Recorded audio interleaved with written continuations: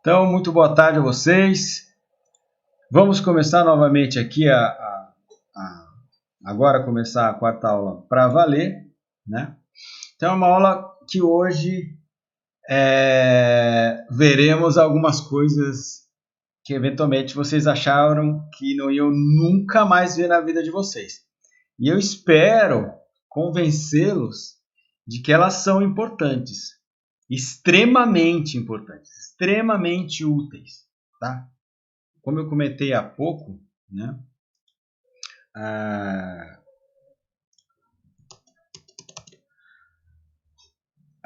Qualquer um que for trabalhar com ecologia, com sistemática, com genética, com morfologia, né?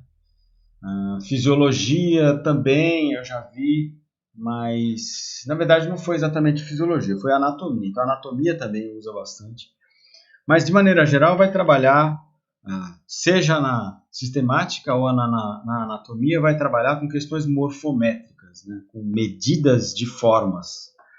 Seja quando for trabalhar com uma filogenia ou com uma organização desses grupos baseados nas suas semelhanças, a semelhança vai ser expressa por uma coisa que a gente chama de distância ou dissimilaridade. Então é importante, esse conceito de distância é importante. A mesma coisa quem vai trabalhar com genética e está avaliando a semelhança genética entre dois indivíduos, né?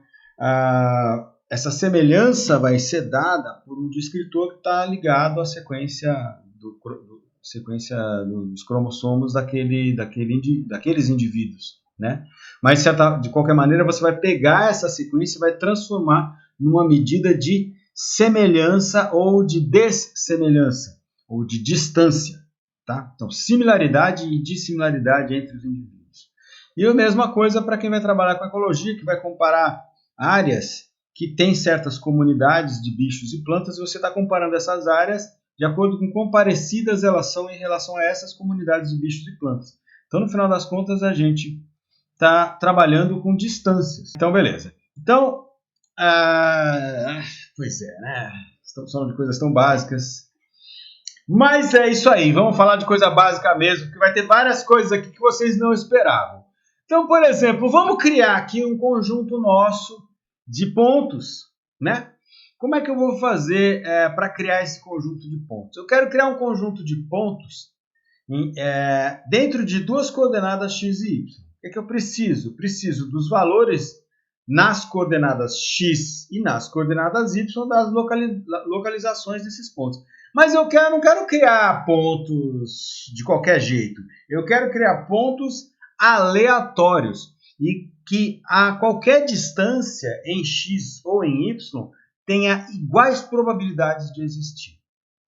Então eu vou fazer o seguinte, eu vou sortear valores, tá? E vamos definir aqui, eu quero que caiba dentro de um gráfico de plotagem de 10 em y e 10 em x, tá?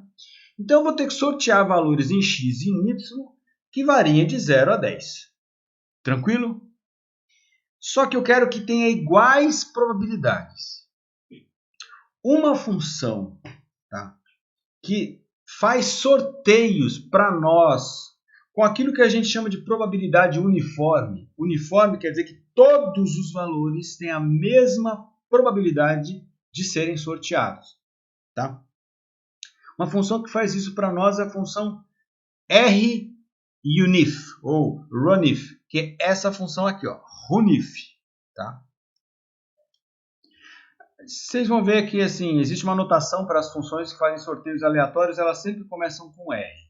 E nesse caso, da função uniforme, RUNIF, se fosse uma distribuição normal, seria R norm e por aí vai, mas vamos brincar com essa RUNIF aqui. Então ele faz um sorteio, eu quero que ele sorteie 10 valores, o mínimo é 0 e o máximo é 10. Ou seja, ele vai sortear valores entre 0 e 10. Tá? E ele sorteia valores, acho que com até 3 casas de precisão. Não, 6 casas de precisão. Então, manda ele sortear. Tá aqui, ó. 8, blá, blá, blá, blá, blá. Vamos mandar ele sortear de novo. Sorteou outra coisa. Tá? Para esse meu script aqui funcionar, como é que ele sorteia? Ah, Mariano, como é que ele sorteia isso? Bom, o que o R faz é o seguinte, ele vai lá no relógio do computador, tem outros métodos, mas vai lá no relógio do computador de vocês e pega um número que tiver lá escrito. Ele usa esse número como uma semente de um gerador de números aleatórios.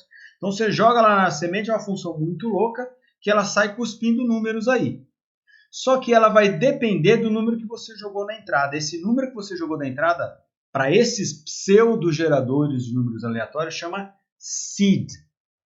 Então, a gente começou com ângulo, ponto e tal. Agora a gente está falando de geração de números aleatórios, que a gente vai usar bastante nesse curso. E a gente vai usar bastante também. Vocês vão usar bastante na vida, tá? Se forem trabalhar com biologia. Então, tá aí, né? Mas é que tá. Eu fiz o script todo baseado num certo conjunto de valores, vocês vão entender por quê.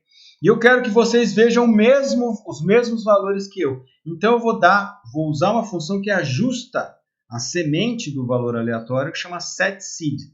Então a gente vai dar um setSeed com esses valores, 123. Tá aqui, ó, setSeed 123. Tá? E o que nós vamos fazer? Então nós vamos sortear os pontos em X e vamos guardar num vetorzinho chamado A. Os pontos em Y e vamos guardar num vetorzinho chamado B. Aí a gente vai plotar A por B. Então, deu setSeed. Para lá. Graças a Deus, funcionou. Então tá aqui, ó. Espero que todos vocês estejam vendo pontos com essa mesma distribuição aqui que eu. Deixa eu olhar para a cara de vocês. Vocês estão vendo pontos parecidos com aqueles ali do RStudio? Que pontos, professor? Como, professor?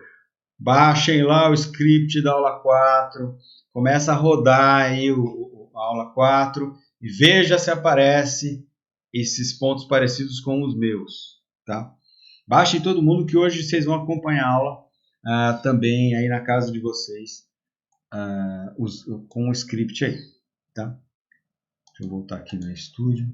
Então tá bom, beleza. Só uma coisinha, quando vocês derem o setSeed aí, as próximas gerações de números aleatórios vão usar aquele mesmo seed. Só que eventualmente você não quer que isso aconteça, tá?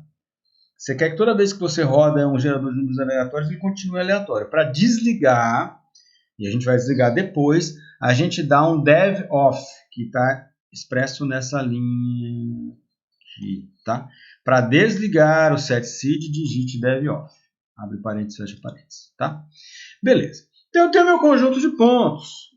Eu posso traçar uma linha, uma reta, é aquela linha que vai cruzar dois pontos. Então, com dois pontos, só pode passar uma única reta. Ou infinitas retas coincidentes, que no final das contas é uma única reta. Tá? Então, vamos plotar aqui. Então, para plotar uma reta, eu preciso de dois pontos. Eu preciso de duas coordenadas do A e duas coordenadas do B. Até aí, tudo bem? Então, vamos dar o plot. Eu quero os dois primeiros valores. Então, eu digito A, abre colchetes, 1 a 2. Então, eu quero o número 1, o A1, contra o B1 e o A2 contra o B2. Tá? Então, A1, B1, A2, A1, B1, está aqui o ponto. A2, B2, está aqui o ponto. Tá? Então, está aqui, ó, plot A1, A2, B1, A2. Type igual a L. Então, eu quero que ele ligue os dois pontos. Tá aí. Para ficar mais bonitinho, o que eu vou fazer? Eu vou plotar os dois pontos ali. Então, points A1, A2, B1, A2. Então, eu vou dar as mesmas coordenadas. Só que agora ele vai plotar os dois pontos. Tá? Eu quero que ele plote como bola cheia. Então, o PCH, o tipo bola cheia, o parâmetro que controla isso, né, que chama Parameter Character. O tipo da figura do plot é o PCH. PCH igual a 16 é a bola cheia. Se vocês quiserem fazer um estudo de como varia isso, depois eu explico para vocês. Mas tem a ajuda do R que explica como é que funciona esse parâmetro PCH. E além disso, eu quero que saia uma bola um pouquinho maior. Então eu vou usar esse argumento aqui que chama sex. Character expansion. Então a expansão do caractere, que é 1.2. Então ele vai ser 20% maior do que o ponto original. Beleza? Tá lá. Duas bolinhas pretinhas, um pouquinho maiores, que é para vocês verem. Então eu tenho um segmento de reta entre dois pontos. Tá? Beleza. E um plano? Bom, um plano, eu posso limitar um plano se eu der 3 pontos. Se eu der 3 pontos, só pode passar um plano. Por isso que um banco, teoricamente, consegue ficar parado com 3 pernas. Com 2 pernas, ele pode cair para qualquer lado aqui. Tá? Com 3 pernas, somente um plano pode...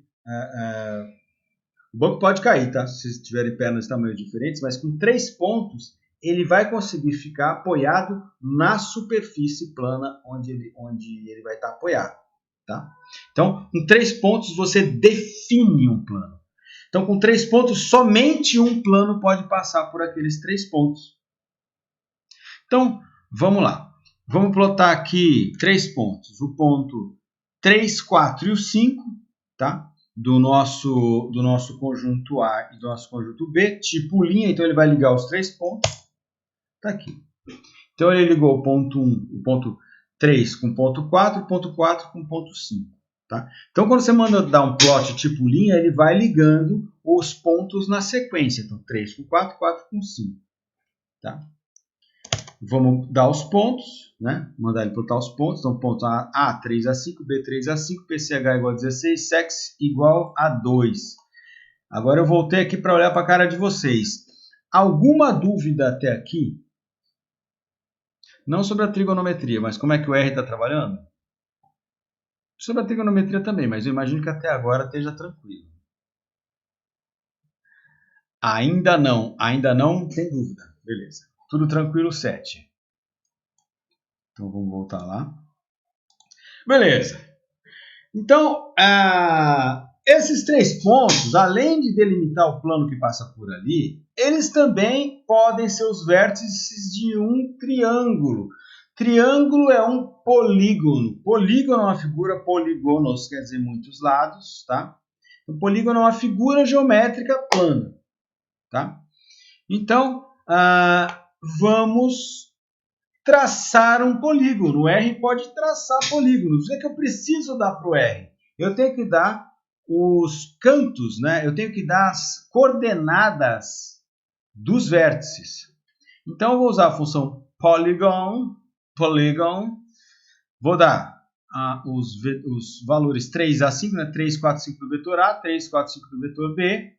Tem um parâmetro aqui que chama density, porque eu quero que ele trace umas linhas, ele achure, né? Sombreie o polígono para ficar mais evidente dentro da figura. Density aqui, então, é o número de linhas por polegada. Tá? Olha, criei um triângulo. Curtiram? Deixa eu olhar para a cara de vocês. Muito legal, tá bom, muito legal, beleza. Então vou aqui aceitar a opinião de Amanda, que ela achou muito legal isso.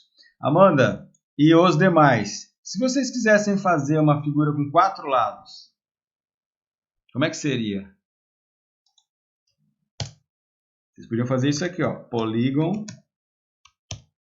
A. Ao invés de 3 a 5, podia 3, 4, 5, 6. 3 a 6. B. 3 a 6. Vamos dar o mesmo density. Density vai diferente para vocês verem. Density é igual a 8. Tá aqui, tá? Então não é um quadrado, não é um retângulo, tá? É uma figura. A função polígono, há um detalhe. A função polígono ela cria um plot em cima de um gráfico já existente. Então se você não mandar ela plotar nada, ela não vai conseguir plotar, tá? Se vocês quiserem saber mais sobre a função polígono, digita aí help polígono, ou então vão aqui no help, né? Help, coloca aqui polygon plan. Tá aqui, ó. desenhando polígonos. A função polígono desenha polígonos cujos vértices são dados por x e y. E aqui ele fala várias coisas, né? Se você, a densidade, se vocês querem mudar o ângulo desse pintadinho, tem várias coisas, super legais, super, borda, se vocês querem que tenha borda, vocês não querem que tenha borda. Então tem muito parâmetro de controle da figura aí, tá? Beleza, então vou só voltar aqui, plot, taranã. Não, esse que vocês não podem ver ainda. Tá, já viram. Bom, beleza. Are you sure you want to clear the plots? Yes, I'm sure. Very sure. Beleza. Então, deixa eu só voltar aqui para a aula. Então, beleza, né? A gente viu aí a reta, vimos um polígono, né? Não vamos ver ângulo ainda. Vamos falar ainda de polígonos ou de figuras, vamos falar de um círculo. Aí, para falar de um círculo, eu vou ter que apelar. Certo? Para o conhecimento de vocês. Me diga, como é que vocês acham que existe alguma função matemática que consiga descrever Porque, ó, dentro da função plot, o que eu vou colocar lá são coisas que eu poderia expressar por relações matemáticas ou os pontos pura e simplesmente. Se eu der os pontos, ele vai lá traçar e está lá o polígono que eu quiser. Eu poderia tentar plotar um círculo. Como é que eu plotaria um círculo? Uma das coisas, ao invés de usar um polígono, quer dizer, eu poderia tentar usar a função curve. Curve faz uma curva, né? Desde que eu saiba se existe alguma equação matemática que me descreve um círculo. Tem um problema aí, né? Uma função matemática não vai descrever um círculo. Uma função matemática só vai ter um lado do círculo. Ela não pode ter os dois lados, porque não seria uma função matemática. Tá? Mas vocês têm o script, né? Então tá bom. Então, se vocês têm o script, não dá nem para eu tentar fazer surpresas. Então, vamos direto para lá. Mas é só lembrar do Pitágoras, certo? O que comanda aqui o círculo? Eu tenho que... Então, vamos ter que voltar lá para a aula. Vamos lá para a aula. Eu tenho aqui que dentro de um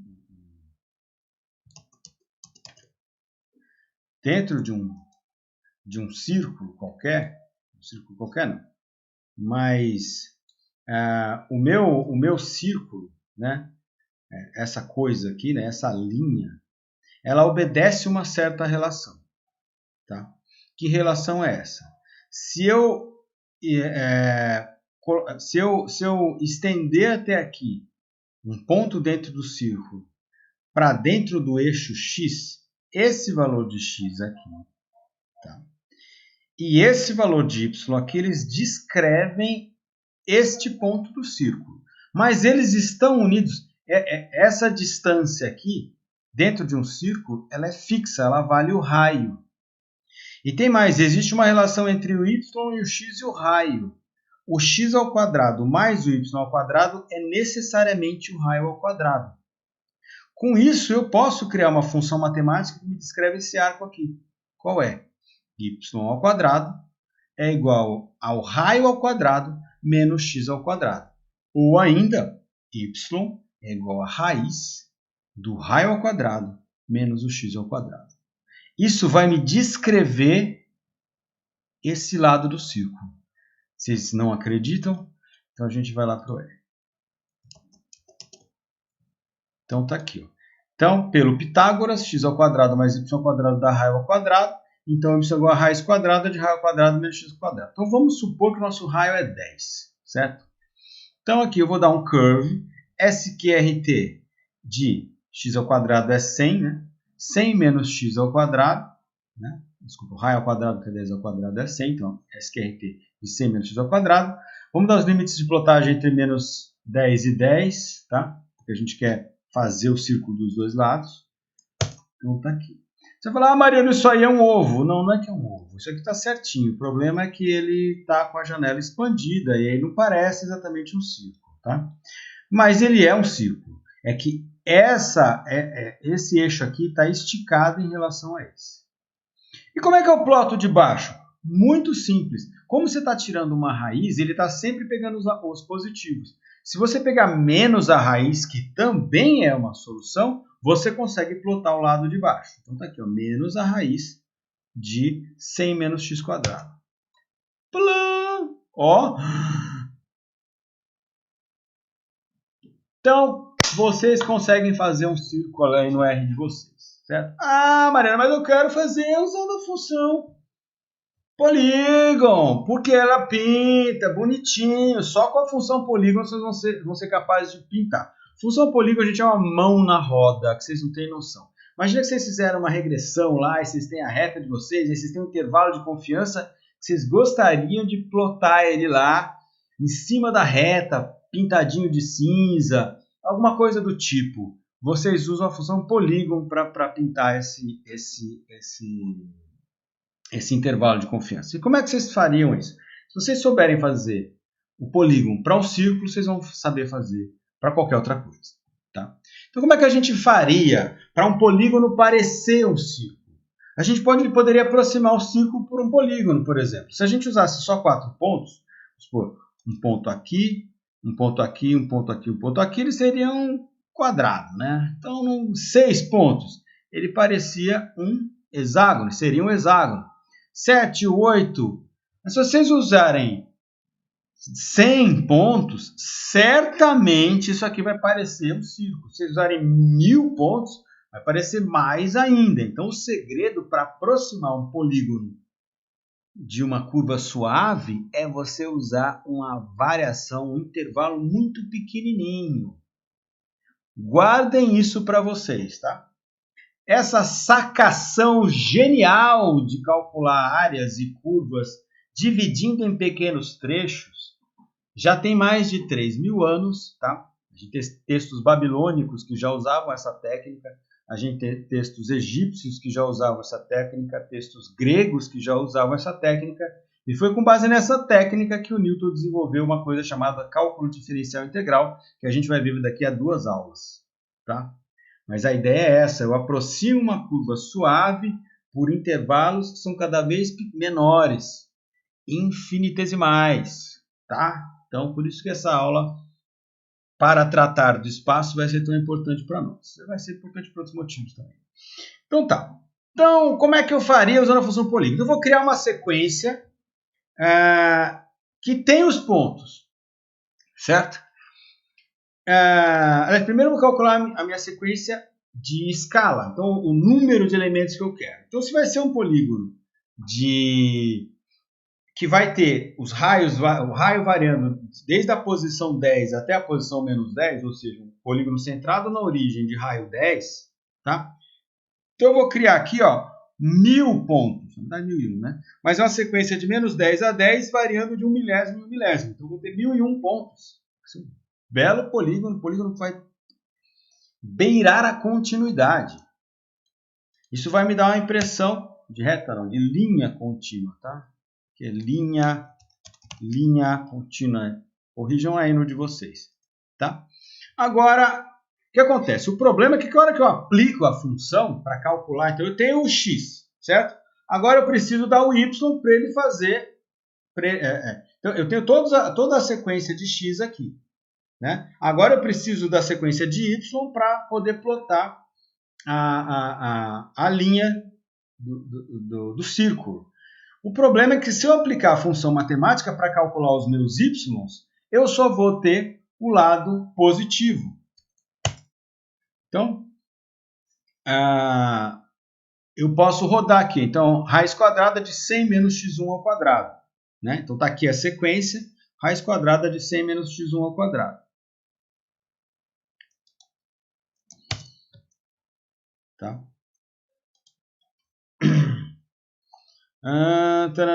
Mas eu não preciso calcular de novo. Porque como é que eu faço? Então eu tenho o lado de cima todo. Agora eu quero plotar o lado de baixo todo. Como é que eu faço? Bom, o x é o mesmo e o y é menos, o y de baixo é menos o y de cima. Então eu posso criar um vetor que tem o lado de cima e x, e nesse mesmo vetor basta eu juntar o x de novo e o menos o y. Então eu vou plotar aqui, ó, x1, que é a nossa sequência, né? E o C1, né? E eu estou plotando aqui sem colocar nada, tá? É tipo N. Lembra que a função polygon, ela só vai plotar o gráfico em cima de um plot já existente. Então eu vou plotar aqui os pontos com os limites de plotagem. Eu vou dar um pouquinho mais do que 10, então eu vou de menos 11 a 11.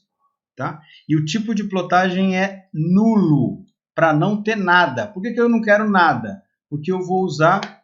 Porque se eu plotasse aí, ia aparecer aquela curva. Eu não quero que apareça a curva, porque eu quero plotar o polígono. O polígono só vai entrar num gráfico que já existe.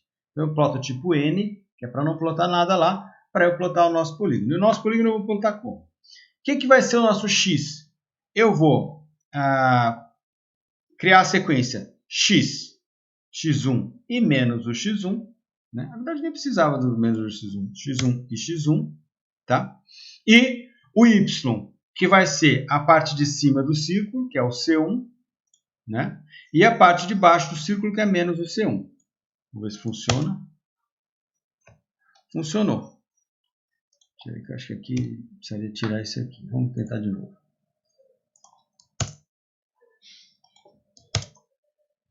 Pronto. Com menos o x1 ele tira aquela linha do meio. Então, beleza. Ah, Marino, isso é um ovo. Não, não é um ovo. É um círculo aqui. Está quase. Quase. Passei. Mais um pouquinho. Tô brincando. É um círculo de verdade. A nossa janela é que não permite a gente ver. Tá? Vou dar um dev off aqui para desligar aquele set seed lá de cima. Aí vem o primeiro exercício de vocês. Esse exercício vocês vão fazer...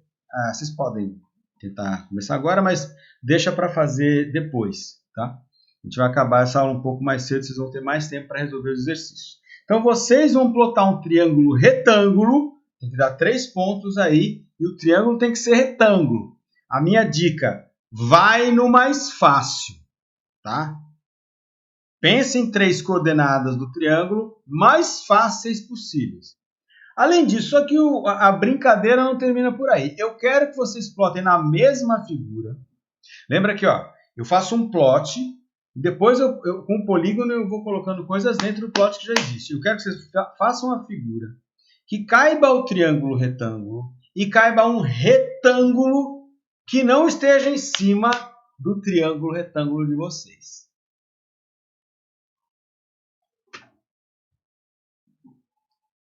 Beleza? Deixa eu ver como é que está aqui a recepção.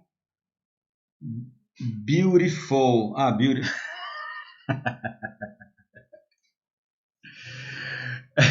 Beleza. Então tá. Vamos voltar aqui para nossa aula. Opa, spoiler. Então tá, então a gente viu a reta, vimos o círculo, vimos o plano. O plano é um caso de uma superfície, né? A gente não viu o ângulo ainda, a gente vai ver o ângulo depois, tá? Falamos um pouquinho do espaço euclidiano, não falamos, vamos falar ainda de espaço euclidiano, mas antes de passar para o espaço euclidiano, e já aproveitando a ideia Não, a gente falou já de espaço euclidiano, a gente não falou de distâncias. Mas ainda aproveitando que estamos nessa parte mais geométrica, mais visual, vamos falar um pouquinho de volume. Então, um volume, né, é algo que vai ter uma terceira dimensão. Então, o plano tem largura e comprimento, mas ele não tem profundidade, né? Agora a gente vai criar uma figura que tem largura, tem comprimento e tem profundidade. E a gente vai usar um estudo que nós fizemos na semana passada sobre o ganho energético do micróton.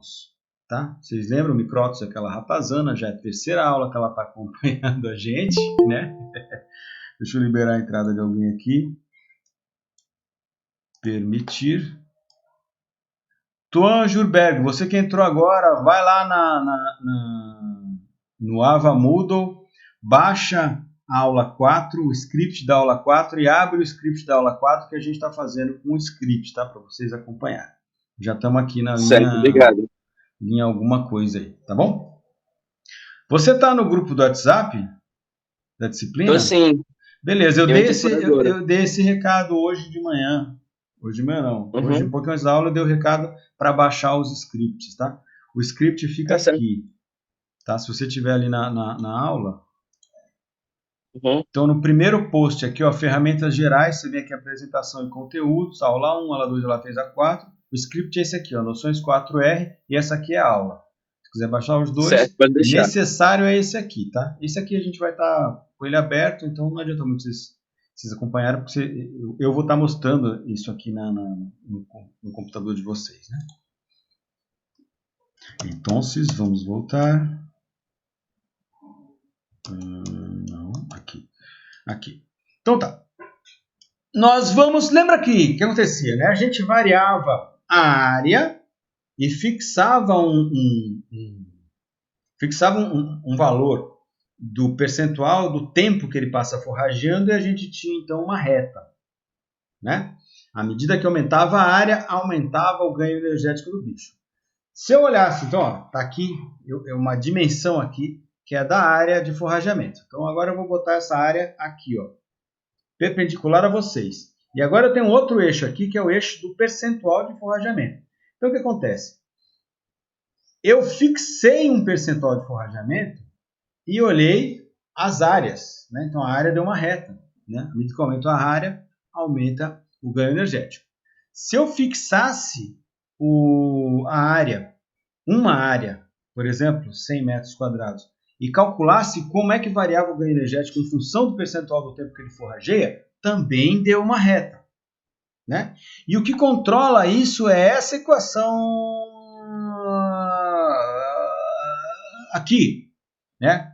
16,9 vezes 0,0005 vezes P vezes A menos 1 mais 0,2P vezes 3.000. Vocês lembram? Isso daqui é o saldo energético do que ele gasta, e aquilo que ele obtém, né? Desculpa, aquilo que ele gasta no descanso e forrageando, e aqui o rendimento de energia do território dele, que é baseado em quanto capim tem lá e quanto de energia tem em cada capim, cada grama de capim. Isso é poético, praticamente. Bom, beleza, nós vamos fazer um gráfico 3D, certo? Como é que é um gráfico 3D? Ele é uma superfície, na verdade, em que eu vou ter, para cada combinação de P, eu vou ter a reta diária. Desculpa aqui, né? Então, eu tenho um P aqui, eu tenho um ganho de balanço energético em função da área. Com outro P, eu tenho outro ganho. Com outro P, eu tenho outro ganho. Com outro P, eu tenho outro ganho. Se eu olhasse do lado da área, para essa área, né, para um P fixo, eu tenho essa variação de área com ganho. Essa variação de área com ganho, com outro P. Com outro P, essa variação de área com ganho. Então, isso aqui é uma superfície de resposta. Tá? E como é que eu faço para plotar? Quando eu vou fazer um plot 2D, beleza, eu dou X e o Y e tchau, tá lá. Mas quando eu vou dar um gráfico 3D, é diferente.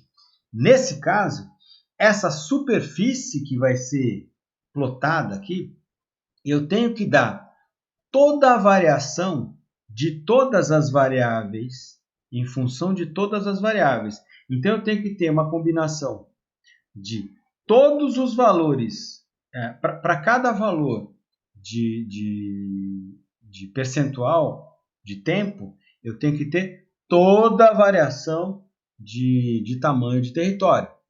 Para outro tamanho outra quantidade de percentual de tempo, toda a variação de tamanho de território. Outro percentual de tempo, toda a variação de tamanho de território. Mas como é que eu faria isso? Primeira coisa, eu preciso criar a escala. Tá? O que seria a escala? Ela seria a resolução dessa minha... Então, o que eu vou fazer? Eu vou plotar uma série de pontos aqui que vão estar em cima dessa superfície. A distância entre esses pontos dentro das duas dimensões é o que a gente vai chamar de resolução. Quanto mais pontos tiver aí, mais refinada é a nossa resolução. Beleza? Então, a gente, para isso, precisa criar uma grade de variação do P e da área. Tá? Quanto mais valores a gente... Então, a gente vai ter um limite, um mínimo e um máximo de P, um mínimo e um máximo de área, e quantos valores vão estar aqui dentro e aqui dentro vão formar a minha resolução dessa grade de valores. Então, percebe? Eu teria num plano aqui embaixo, de x por y, uma grade de valores de P e de área. Então, eu tenho todas as combinações de P e de área. E aí, no meu eixo Z, que está aqui em cima, é exatamente o ganho energético. Então, o ganho energético vai ser uma superfície que é a altura, né? O ganho energético vai estar aqui na altura, é a terceira dimensão que está operando em cima do de baixo. Então, o que eu tenho que fazer? Eu tenho que pegar cada valor de combinação de P e de A, jogar na minha fórmula e calcular um valor de ganho energético. A gente vai criar com 15 valores. Então, vamos usar os valores limite do exercício, né?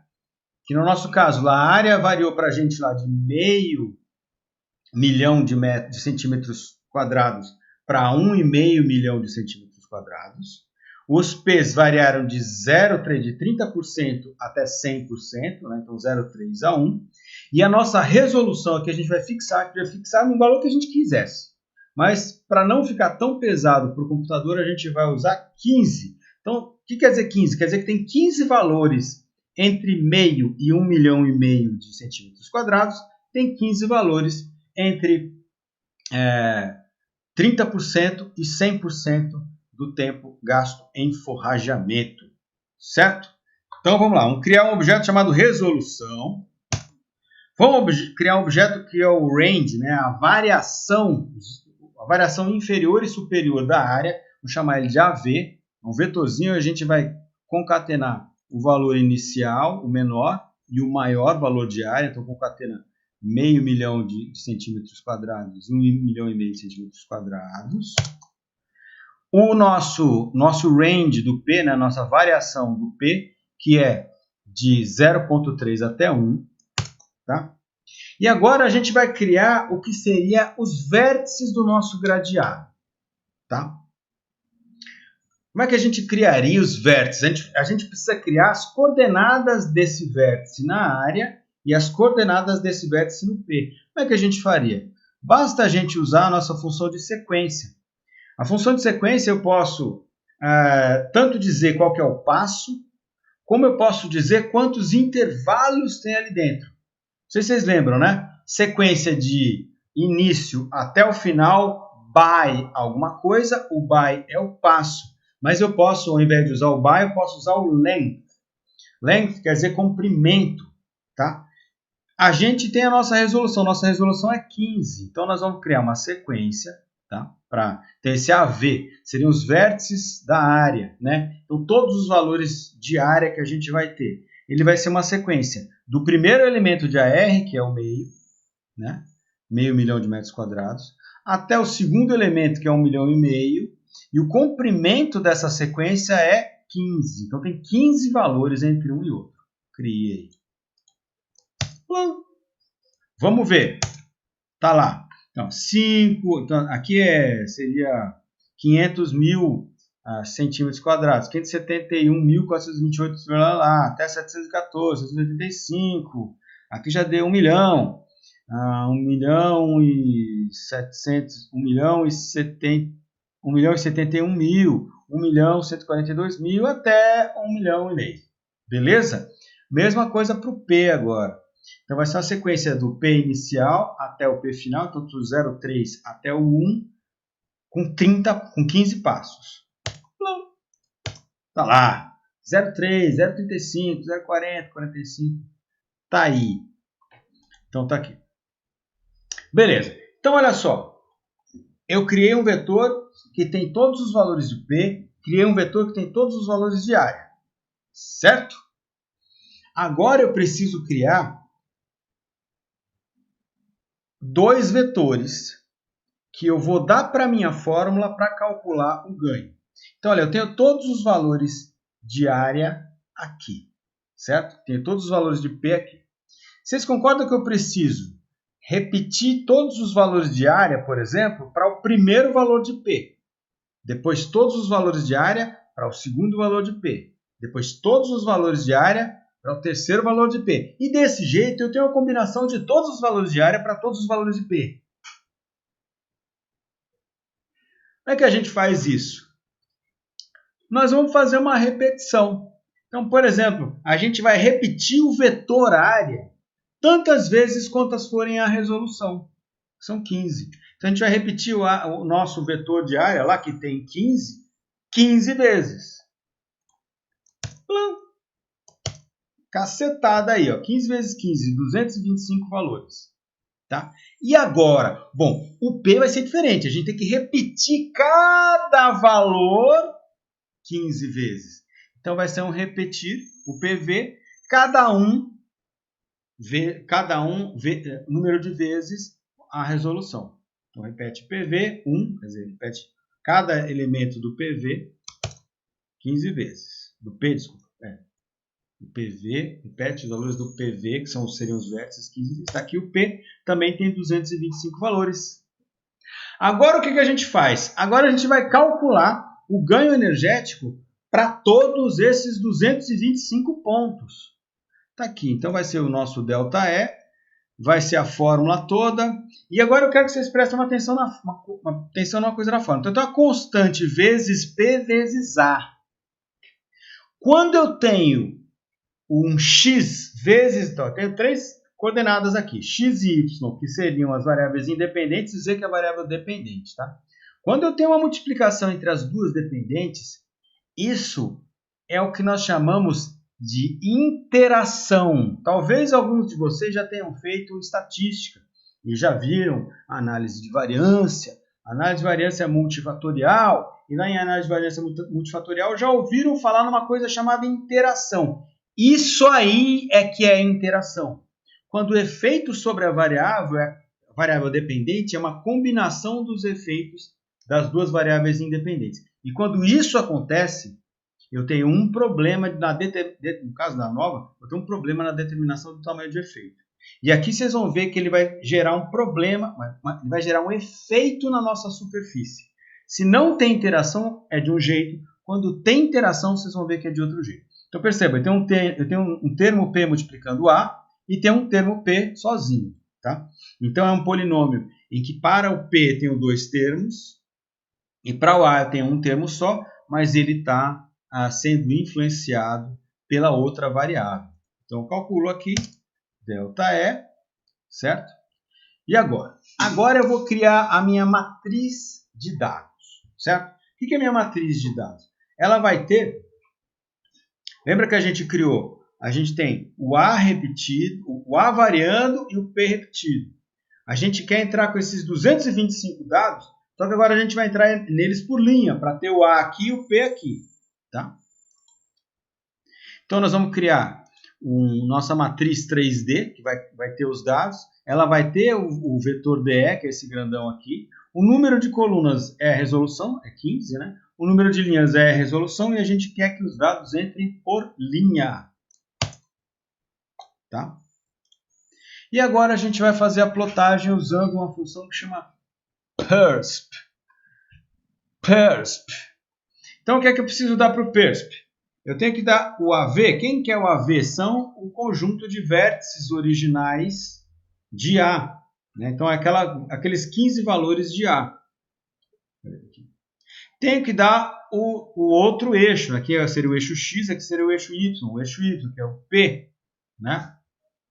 E foi por isso que a gente seguiu essa sequência. Então, X está variando inteiro, o Y varia um de cada vez, e a gente entrou dessa forma lá na nossa matriz de dados, e ele está compreendendo que é assim que ele vai plotar. Então, eu dou o X, eu dou o Y, e eu dou o Z. Então, ele vai criar um gradeado com esse A, esse AV, esse PV, para poder plotar a matriz de dados. Aqui o resto é perfumaria, tá? Aqui eu estou dizendo o que, é que vai estar escrito no rótulo do eixo X, vai ser a área em metro quadrado, o rótulo do eixo Y é P, que é o percentual, e o rótulo do eixo Z vai ser o delta, a variação de energia. Aqui tem um probleminha que não era para aparecer isso aqui, mas tudo bem. Então vamos ver como é que fica.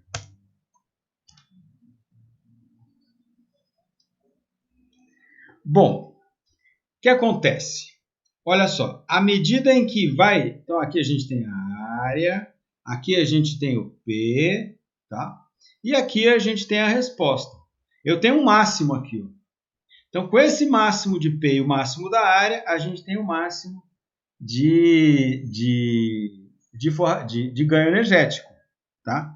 Para essa mesma área, se eu tenho um P muito menor, o próprio coeficiente angular aqui da área é menor, tá vendo? O coeficiente angular aqui é diferente daqui. Essa variação no coeficiente angular, ela é efeito da interação. Se não tivesse interação, o que aconteceria? Isso aqui seria um plano perfeito. Esse aí, ele não é um plano perfeito. Ele é um plano que é torcido, tá? Exatamente, é torcido. Aqui eu tenho um ângulo e aqui eu tenho outro ângulo. Então, é um plano que, para essa quantidade de P pequena, eu tenho essa resposta com a área. Para aquela quantidade de P, eu tenho essa resposta com a área. Então, a superfície ela é torcida. Essa torção se deve ao efeito de interação. Tá? Então, esse aqui que vocês estão vendo é um polinômio com 3 variáveis. Na verdade, 2 variáveis independentes. Então, seria um polinômio que z é igual a x vezes y vezes uma constante mais x vezes uma constante. É esse polinômio que vocês estão vendo aí. Tá? Aqui, simples, né? X vezes y vezes uma constante mais x vezes uma constante. É isso aí que vocês estão vendo aí. Tá? E ele expressa para nós como varia o ganho energético em função da área forrageada, em função do percentual do tempo que esse bicho passa forrageando. Tá? E percebam que, caso a resposta de ganho, por exemplo, com percentual de forrageamento fosse não linear, imagina que fosse uma parábola. Quer dizer, esse bicho aumenta e chega uma hora que diminui. Né? Porque vamos supor, se ele passa 100% do tempo forrageando, pode ser que ele tenha outros problemas, ele não descansa e gasta mais energia, ele podia ter uma resposta com parábola. O que a gente veria aqui, em vez de ser uma reta, a gente teria uma curva. Tá? Então, essa superfície faria uma curva. Tranquilo?